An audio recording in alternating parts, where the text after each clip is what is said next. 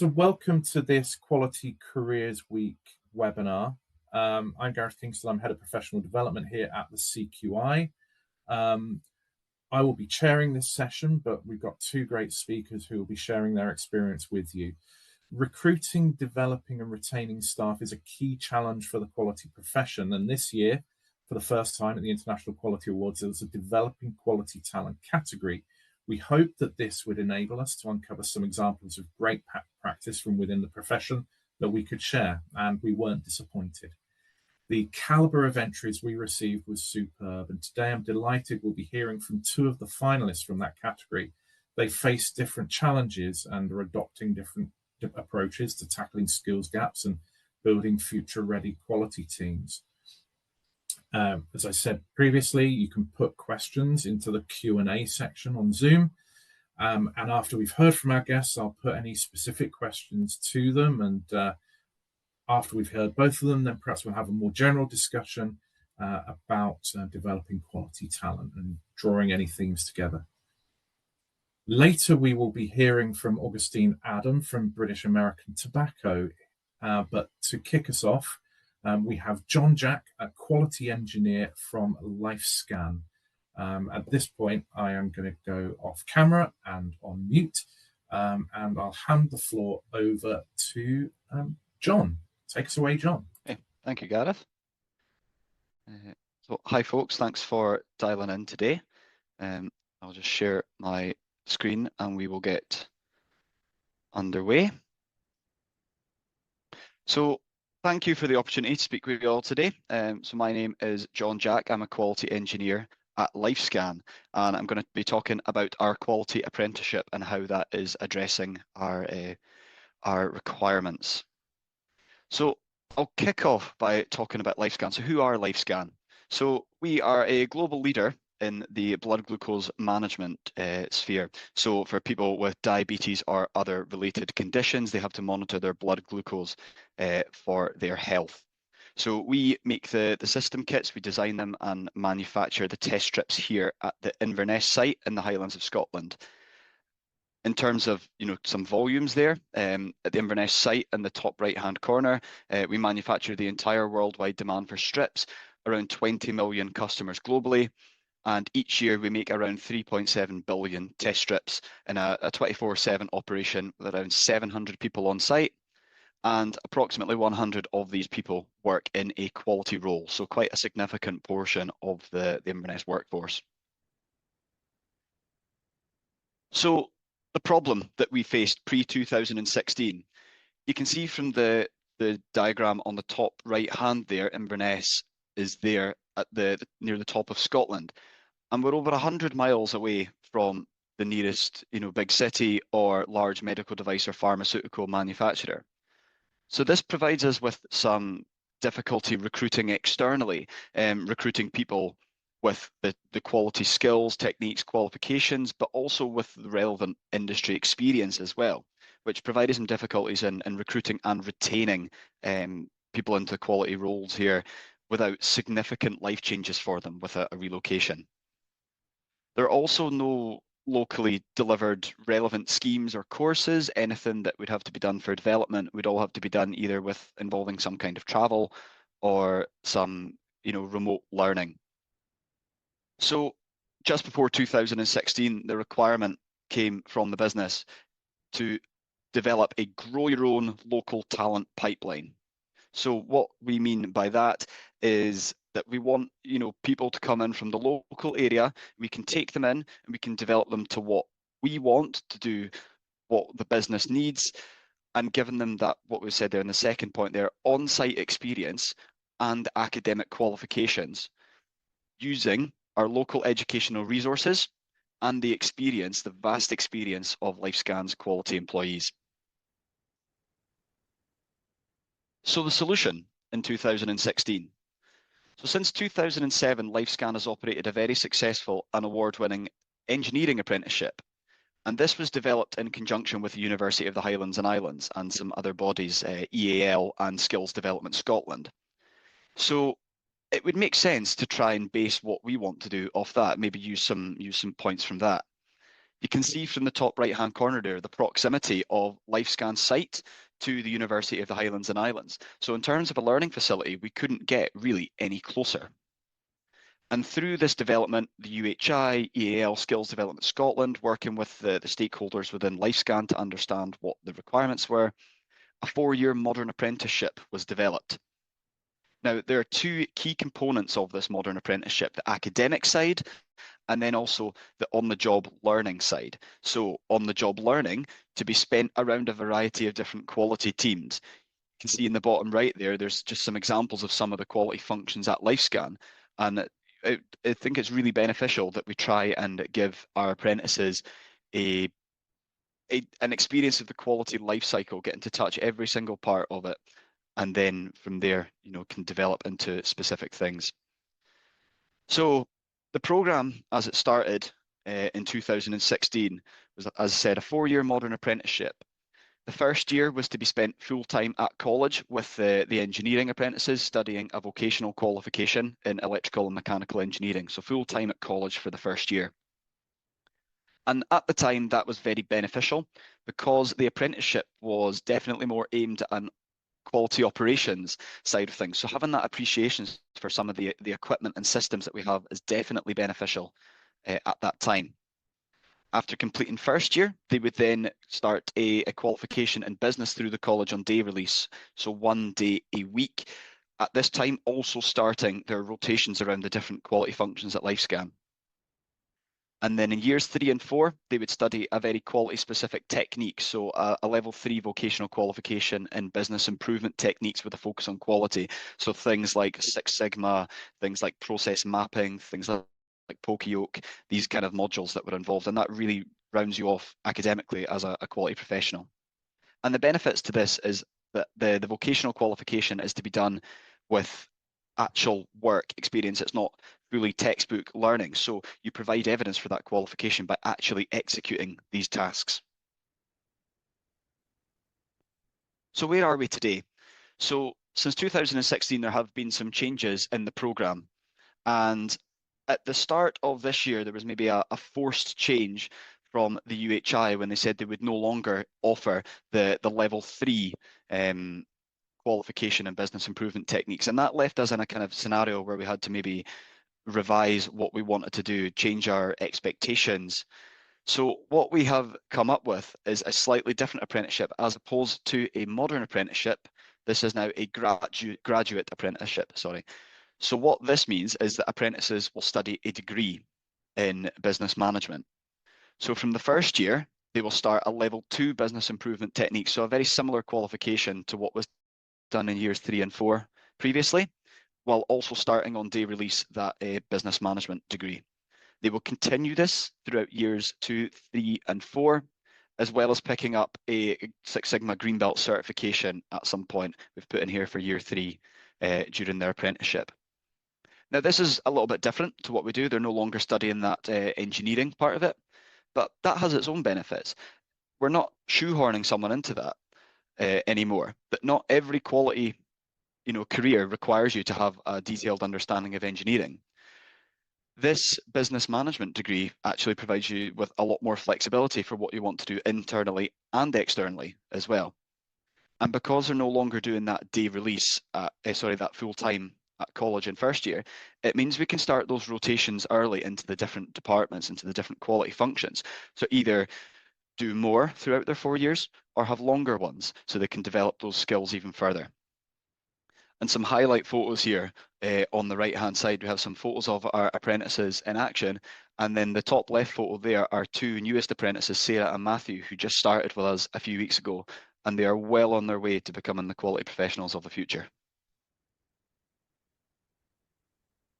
So I'd like to recap some of our impacts and successes.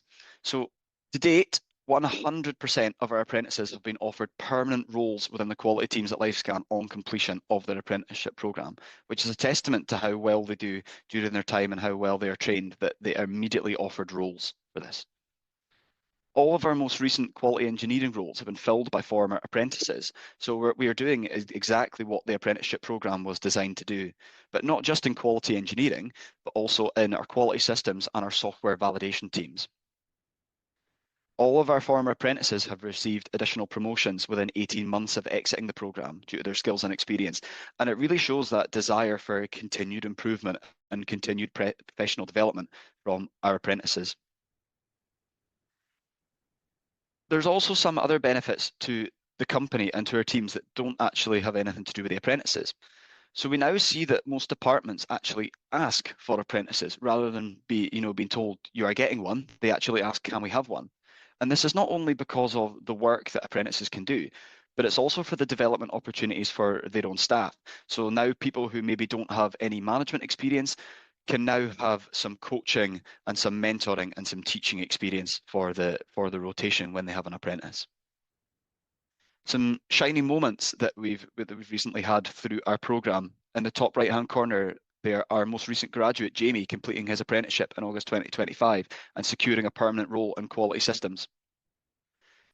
In the bottom left, we have one of our apprentices there, Ailey, who won the University of the Highlands and Islands Manufacturing Apprentice of the Year. So for all of the companies and all of the organisations in our area, one of our apprentices was considered the best apprentice.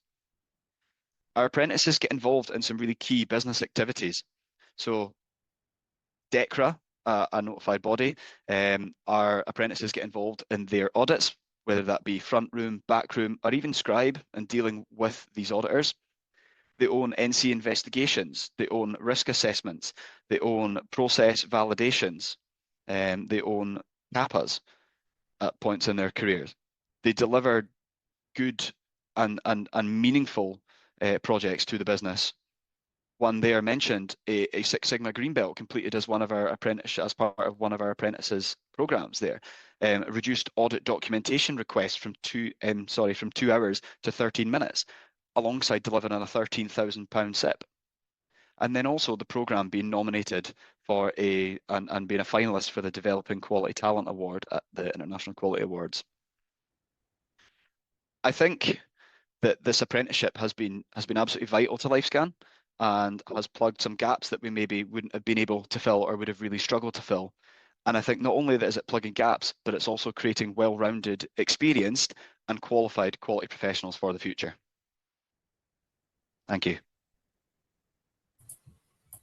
Great. Thank you very much for that. Really interesting that your fundamental problem is you're geographically isolated. Oh, John, you can come back. You're geographically isolated, and therefore you've got that kind of the challenge of attracting applicants. The people that you're talking about, your apprentices, they are drawn from your local pool of people. How has that changed kind of the balance of the workforce from kind of before the apprenticeship to now? I don't think it's impacted it too much per se. I think that certainly the age has changed. From whereas people before in the past were recruited and they were already established in their careers, we are now recruiting straight out of schools. I started with LifeScan when I was 17. Our two new apprentices are both 17. So that has maybe changed, but that has its benefits. It's brought in, some definitely, new technical skills, their ability with computing. We don't have to teach that anymore. So yeah, but in terms of the demographic of the organization, it's not really changed too much.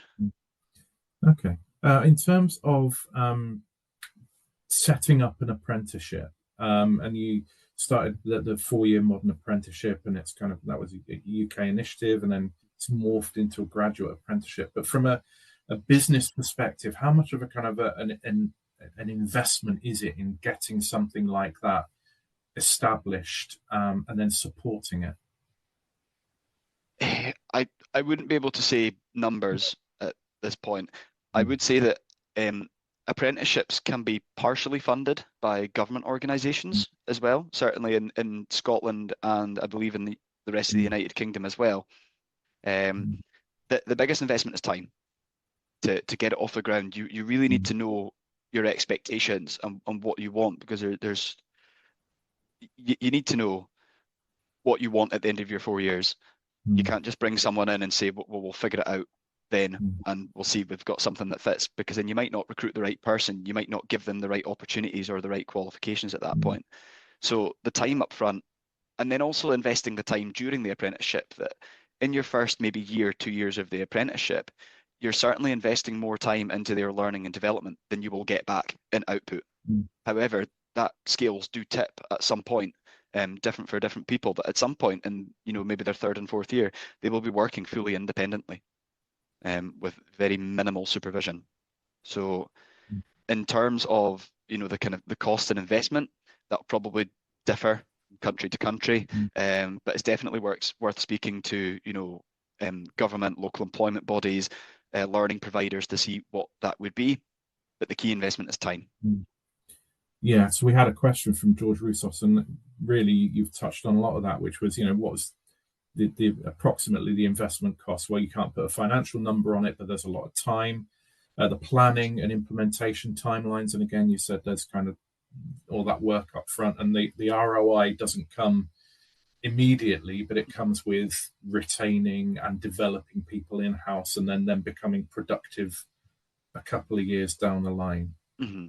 Hard to put a finger on exactly, you know, a number, and I know, you know, people always love a return on investment figure, but from the business's perspective, and you mentioned that 13k SIP, has the business noticed the difference in efficiency, productivity, or anything like that?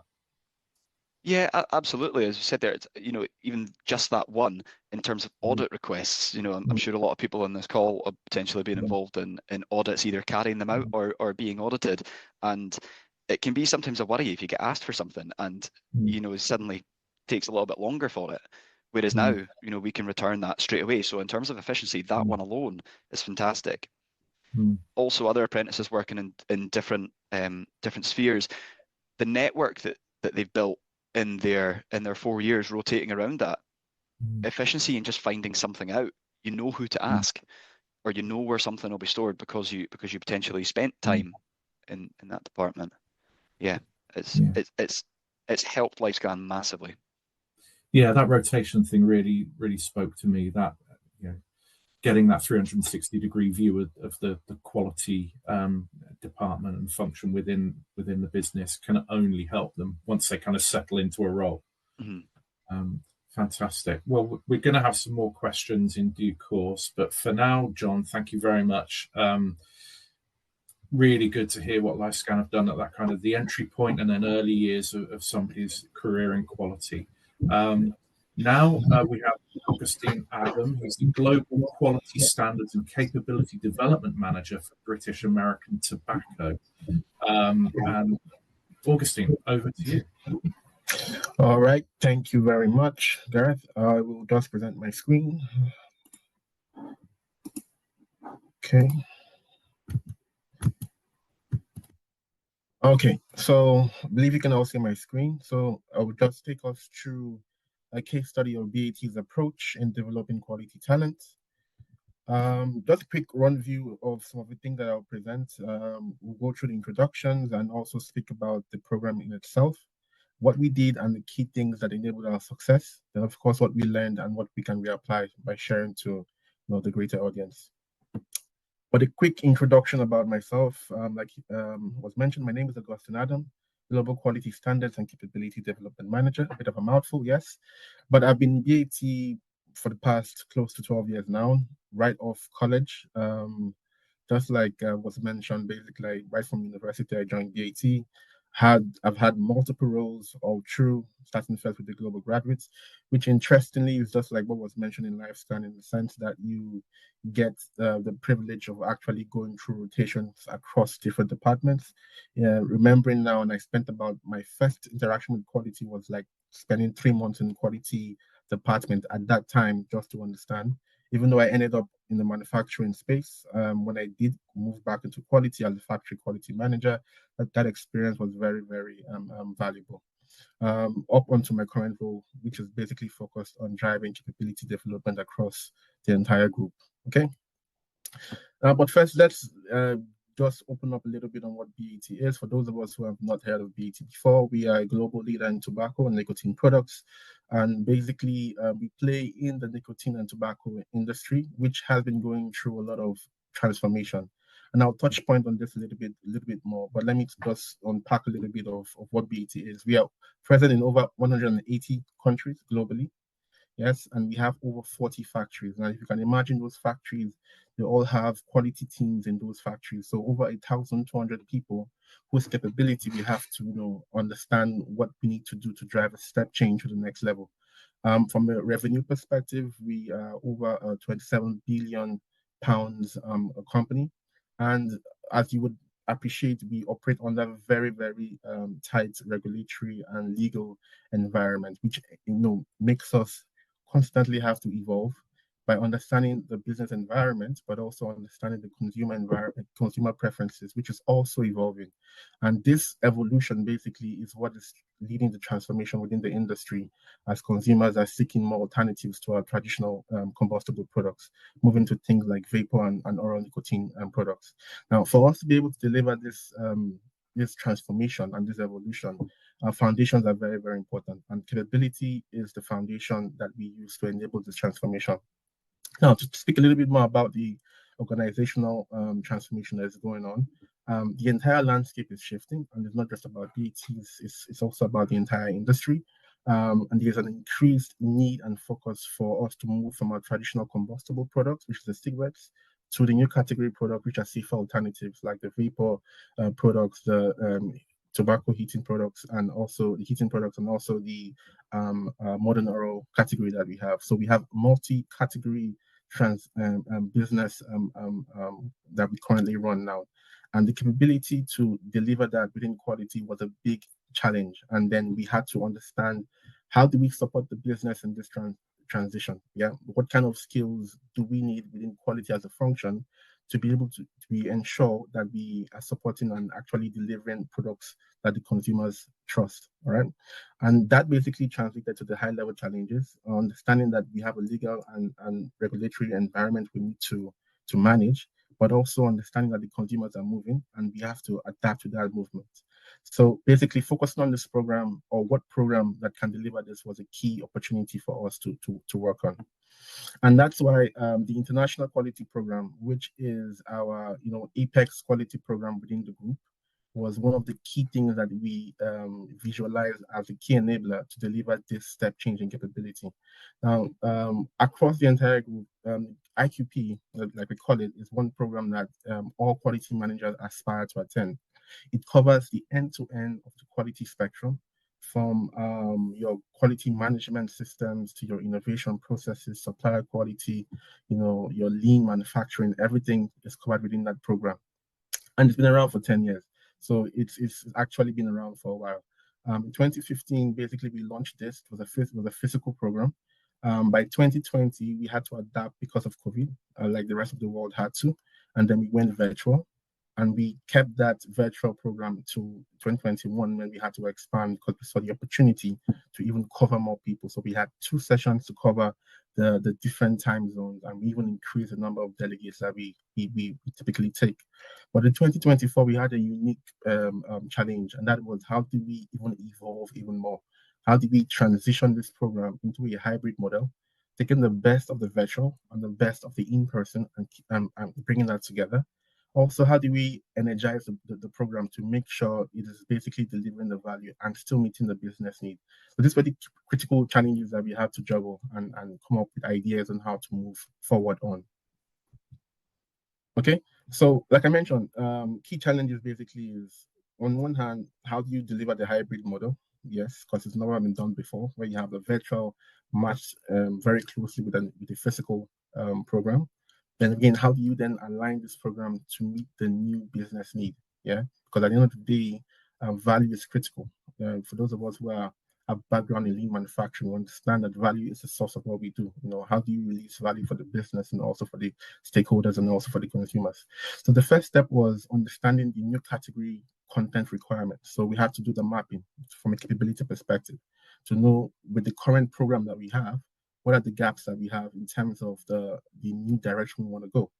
And aside from that, we also then, use a lot of stakeholders, so from subject matter experts that could help us evolve this content. So, and I'll share a little bit more about this in subsequent slides, the level of effort and engagement that we use in transforming this program. The second thing was also to reposition the IQP from just a workshop to a product. Now, what do I mean by product? For those of us who are into product development, we understand when you consider something as a product, then the user or the consumer becomes paramount. So for that, we use a lot of tools like, journey mapping, user experience understanding to determine the value points between the entire process, to know where we had to enhance to give the delegates who would come for this program the maximum experience. The third constraint was around cost. And again, in today's world where we have to optimize everything, the cost was a very big deal. Now, the challenge was, how do we deliver this combination of virtual and in-person without any increase in cost? And that for me was, I think, one of the biggest achievements, because we did have a fixed cost that we paid for the virtual. We actually gave it to a consultant. Now we had to do that virtual plus an in-person physical program with zero cost increment. So again, how do you solve that was one of the key things we had to resolve. So what did we do? The first step was to go back and take a helicopter view and then try to segment our thought process into a model. So we had the hybrid and the virtual and the physical model come together. Utilizing basic lean tools like your framing and your frame out, basically trying to understand what is within scope and what is outside scope. 6W2H to express and determine and articulate what you want to deliver, and expressly paint a picture of success in terms of how it would end up or turn out to be. And this again gave us the idea to formulate a strategy around how we wanted to execute. And in terms of what we're able to do, I'm very pleased to say we're able to scale up the new category content in the IQP by over 344%. That's based on identifying those areas and developing those models in those areas. We also went very creative. So we introduced something called the IQP competition, and this was a game changer. So basically, the IQP competition was able to move the program from a lecture to a very, very engaging event where across the 5 days, including the virtual, the teams and individuals were constantly competing for points in terms of their interactions with themselves across the different models as well. We also had a lot of enhancements. So we had case studies, we had a simulation, so product recall simulations that we mapped and developed, so the quality managers would have first-hand idea of real-life situations in terms of when they have to deal with product recalls, how do they respond. We also introduced something called Project Blueprint, which was us taking global business challenges and giving it to the groups as projects for them to solve within 5 days. So very pressured environment, but they have to go through all these different challenges, which are real business issues, and then come up with proposals and solutions for us to work on. And altogether, we had 25 delegates from around the world. Like I mentioned, BET is a global company, from 20 different locations globally. And we had 22 global facilitators also coming in from different areas to support and pass the capability. And one good thing to also mention here is that this is a good testament of how within BET, we make sure the knowledge is passed on to the next generation. So within the 22 facilitators, and you'll see some pictures of this wonderful individuals, they were able to cascade that knowledge and make sure that the new group of managers we have within quality are well equipped to deliver the business need. So what were the key enablers for success? Again, we are all quality professionals, yeah, and the feedback was very instrumental. So one of the key things that was mentioned in the 2023 feedback was the need for us to enhance in this direction. So we maximized that in terms of what we use for our planning. The gap analysis on existing models was also very, very, very key, because it enabled us define a target state versus where we are currently. And then we factor that into the work that we had to do. We applied a lot of different tools. So for example, the FMEA was something that we used categorically to eliminate our risk in terms of things that could go wrong and to prepare and plan properly for these different scenarios. Ideation or creation of ideas was very, very key. So the user experience mapping, like you have on your right-hand side, was very instrumental to visually determine the value points, and also let us know which areas we have to enhance to give the right consumer experience. The last but not the least was around extensive stakeholder collaboration. So, and I was showing this next slide just how many people were involved and how many hours were involved in this discussion. Okay. So, and I start the slide by saying truly inclusive because it is a big BAT value concept on how we involve people, and the seamless cross-functional collaboration was indeed worthy of commendation. I mean, if you look at the left-hand side, you can have an idea of over 105 people across a 6-month period, basically getting involved in different areas, to deliver this event. And on the right-hand side, you have, involvement from so many people, starting first with the group operations leadership. So, and this for me was very, very motivational because when you have recordings or you have videos from your group directors specifically speaking to you as young quality managers, linking their experience in terms of their extensive years of experience and how quality has shaped their careers in different points, it motivates you because you know that that quality is in the heart of mind of the business, and that's very critical. So even having the support from the group operations leadership was very key. Then of course the right hand side you have the wonderful facilitators. Collectively here I think you have over 100 years of quality experience, and not just within quality. So some faces here came from supply chain. We had people from marketing insight come to give us training from a consumer perspective. And we also had people from supply and demand in terms of new category as well, come to come and give us that context. Again, the fuller picture of the business. So great cross-functional collaboration on this one. Just to give a little bit of visuals and highlights in terms of how everything went, the 3-day virtual segment, basically you have on your left. Here we had consultants who came and gave basic understanding and training on Green Belt. So before the physical session, the audience were already calibrated and they went through a structured process around Six Sigma. Again, using those tools to actual use when they come for the physical session. Okay. And the 5-day in-person workshop was, again, very high pressure.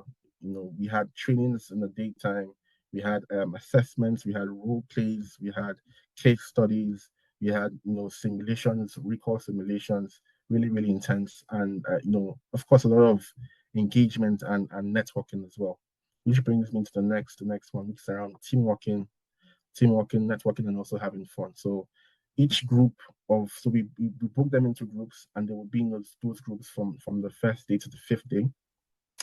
While they had to learn during the daytime, they had to work together as a team on their individual projects. And of course, we had social aspects as well, because networking is a big part of how we work in BAT, and leveraging on ourselves, not just for this workshop, but even subsequently when they leave the workshop, they can have contacts they can relate with and draw support for whatever challenges they face. Altogether, putting a very balanced program in terms of, the academic side, the challenge, the pressures, and as well as having the right network and having fun, basically.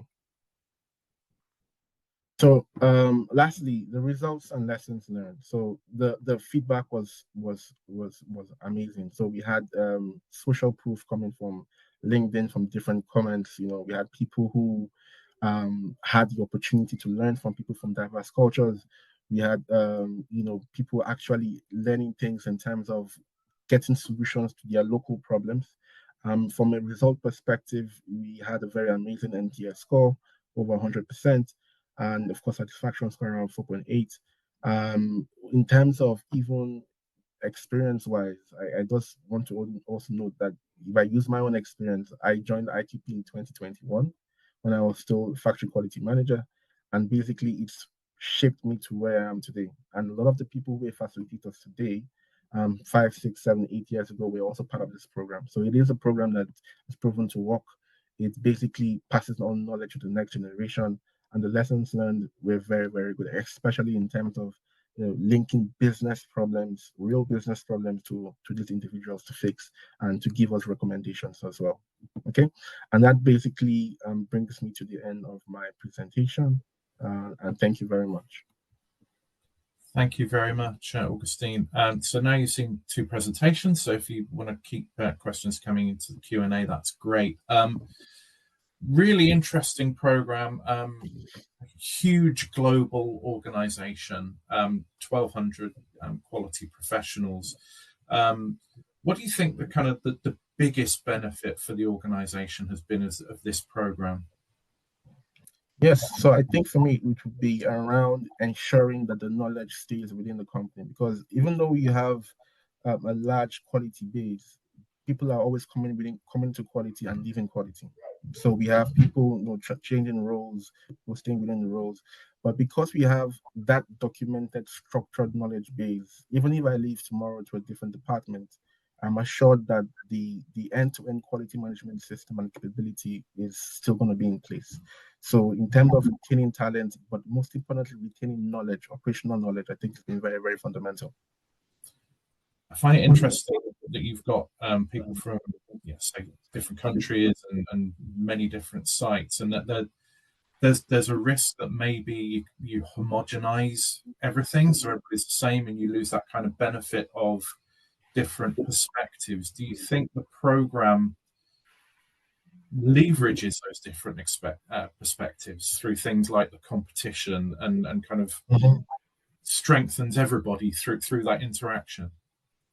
Yes, definitely, because at the end of the day, individuals are coming with their local challenges. So the challenges that you might have from a factory in a different socioeconomic environment might be different. But when they come here, they actually get solutions. So it is more of a strength enabler than even actually in terms of having challenges in terms of different geographies. So you leverage on people's capabilities and then get the networks that when you then leave, you can even get those contacts even for future. So it's not just about the program. It's even what you do with the connection with networking beyond the program that also gives a lot of value. Excellent. We've got a couple of questions in the chat. I think at least one of them is probably broadly applicable. So maybe if I get John to come back in. So thanks to both of you for your contributions. There was one thing that interested me, that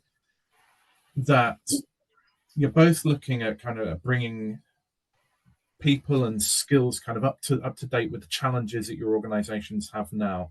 To what degree are you also thinking ahead to the skills that are going to be needed for the future, the way that quality is changing, industry is changing? Are you building that into your kind of programs? So John, start with you.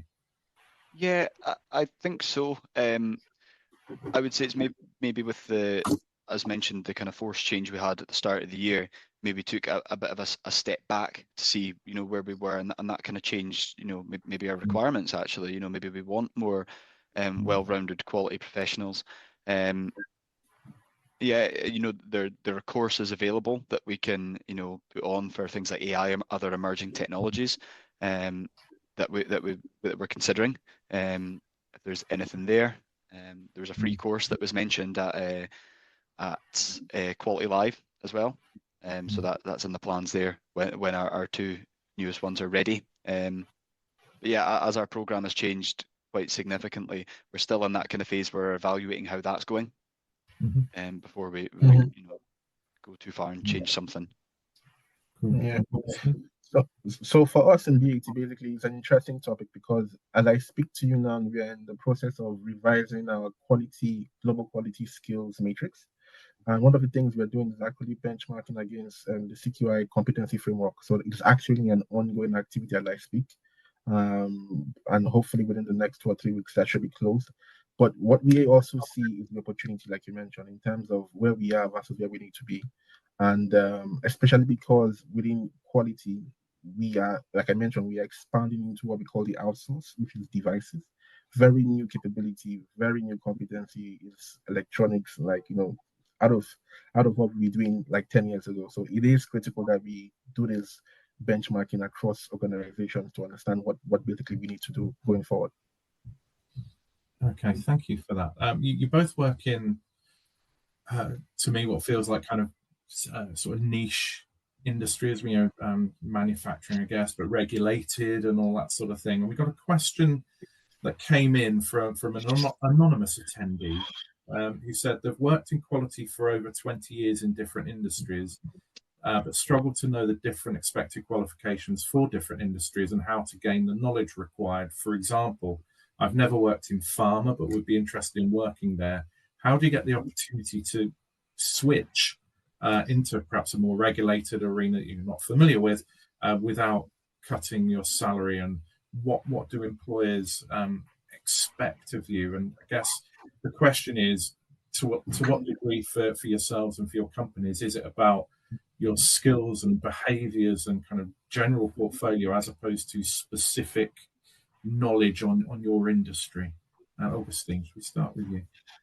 Yes. So I think for BAT, it's a kind of diverse answer I might give, because on one hand we still have the traditional sector that we work in, but then we have the emerging sector. So we have actually pharma grade products that are currently in the lineup. So it is a new space.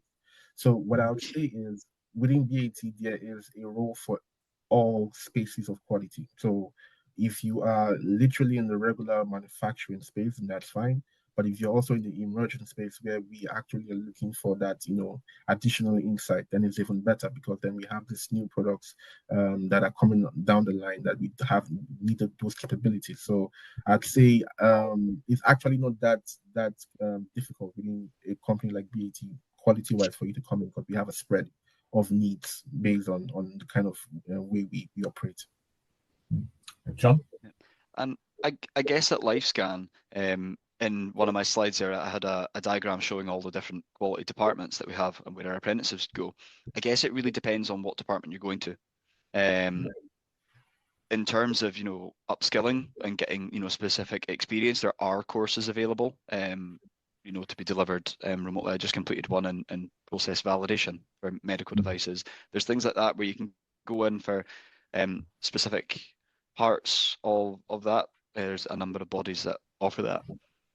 In terms of our apprenticeship, though, what we would be recruiting is we're not necessarily looking for any qualifications or experience above what would get you onto the academic courses. What we're looking for mainly is the right people with that attitude, the right willingness to learn, willingness and ability to work in a team, also independently, confidence, these kind of things. But in terms of upskilling, where you are and getting prepared for other industries, from my point of view, I'd say some of these smaller courses and that, and just gaining small appreciations and that for segments. Yeah, I think that the thing I kind of take from it, and I've moved industries and things in my time, is that the specific contextual knowledge can be learned.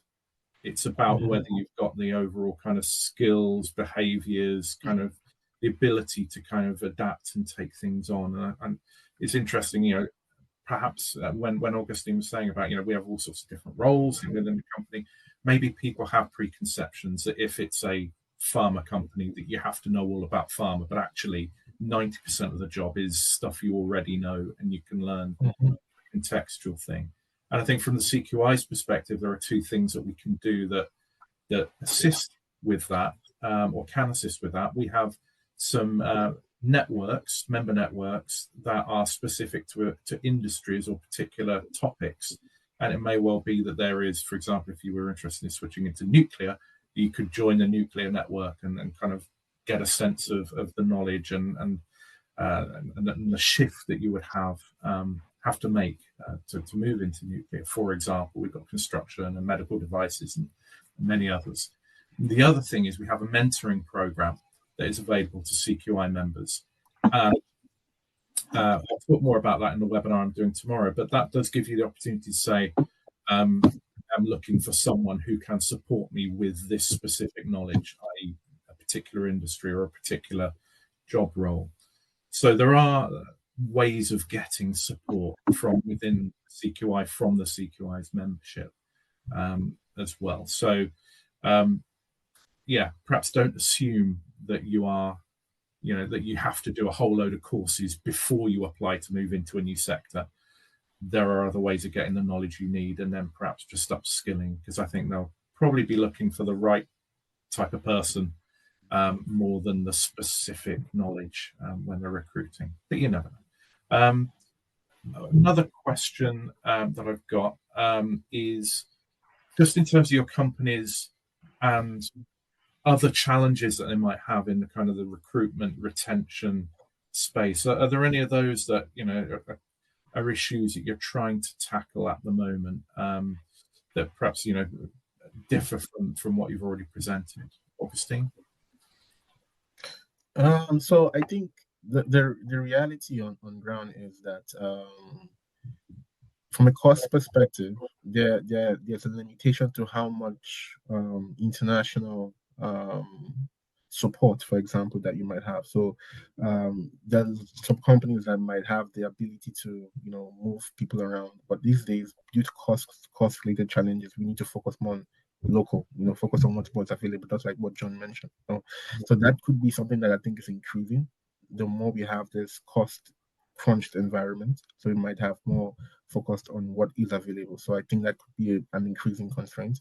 Aside from that, in terms of challenges that might be coming from a talent perspective, I think would be to a large degree in terms of macroeconomic shifts. So we have a lot of things that are changing globally. So from a security perspective, there might be a need for you to always want to think about, okay, what's the next option? So a bit of uncertainty around the market, to be honest, might be a concern to a lot of people. But generally, I feel quality is such an industry or such a space whereby you have unique skills that is easily transferable and that is always in demand. So you would always need to make sure you're ensuring quality for the sake of the consumer and the business. So I don't see it as something that will be a game changer anytime or any big problem, spoiler, big showstopper in the near future, from my own perspective. Okay, thank you. John? Yeah, I don't think there's anything major, anything that we're seeing coming that could derail us. In terms of something that shifted certainly our recruitment focus was the change from the modern apprenticeship to the graduate apprenticeship, which suddenly changed the volume and changed the types of people who were applying for the program. There were maybe people who in the past would have said, I don't want to do a modern apprenticeship, I want a degree. Now they're getting a degree through an apprenticeship. So all of a sudden you've got certainly different skill sets, different communication styles, these kind of things coming through, which has not been a problem for us at all. Actually, it's been a benefit, if anything, that the diversity of people coming through and applying has certainly been good. I know that the Scottish Government are certainly very keen to keep promoting apprenticeships, all the different types of apprenticeships as well, that they're starting to see that this is a beneficial way of, I guess, that pipelines from school and other kind of learnings into employment, and it's keeping people there. So I think if there was anything that wasn't necessarily for quality for us, one of the first things that this organisation would consider is, can we do this as an apprenticeship? Okay, great. We've got one more question that's coming from Amandeep Kuna. Is the introduction of AI impacting the recruitment requirements within the quality sector? As far as you're aware, John, any impact?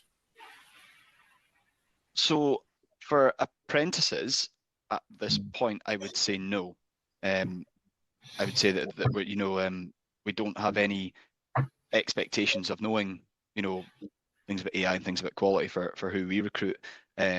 I guess as organizations start to understand AI more and understand its uses, understand how it should be controlled and regulated, that may change. But for our organization at this point in time, for recruiting our apprentices, AI doesn't come into it at this point. Yeah. For BAT, I would say it's dependent on the type of role you're applying for. So there are some systems related roles and performance related roles that AI is an enabler. I wouldn't say it's a showstopper, but it's something that would give you an edge. Because in today's world, we utilize that a lot for a different global quality platform that we run, even from the local perspective as well. So we encourage a lot of digital solutions and idea creation. So it would be an enabler, but not a showstopper in my own view. Interesting. Yes. Well, tomorrow in the session I'm doing, I've got some information on the World Economic Forum's view on what skills are going to be needed by 2030, and spoiler, a lot of it is in the digital sphere. But we'll go into it a lot more tomorrow. For now, John and Augustine, thank you so much for giving up your time and sharing experiences of your companies. I think they've got two really strong examples of very different challenges being kind of met creatively. And I think critically for me, like, there seems to be an awful lot of senior and whole organization buy-in to make these things successful. This is not the quality profession doing this stuff in isolation. You're getting the whole organization involved, you're getting senior management support, and that's helping you to be successful. And I think that is absolutely critical going forward. So thank you very much, and congratulations on what you've achieved and your companies have achieved. Thanks to everybody who's attended.